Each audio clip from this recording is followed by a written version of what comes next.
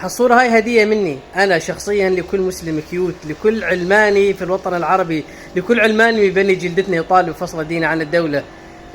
بالله إذا قدرت ترد على هاي التعليقات أو على هذه الصور بتعليق رد لي عليها.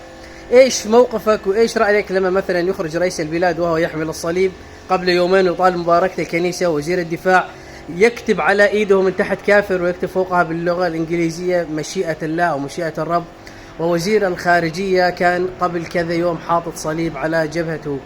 إذا كان في عندكم تفسير لهذا الأمر كونه علمانية، يعني أمريكا دولة علمانية، والله إذا عندكم إذا حد عنده تفسير لما يحصل يخبرني، لأنه أنا زلمة عقلي جوزتين بخارج، عقلي على قدي الحمد لله، يعني حافظ أسماء وحافظ اسمي وبعض المعلومات الشخصية لإلي، ما زيادة أفهم، لكن أنتوا فهمكم ما شاء الله عليه بحر واسع، عرفتوا كيف؟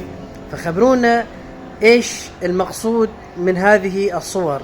يا ترى هل هي إثبات للعلمانية أو هل هو انتقاص من ديننا؟ نحن ننتقص منه، حاشا لله أن ننتقص من دينه.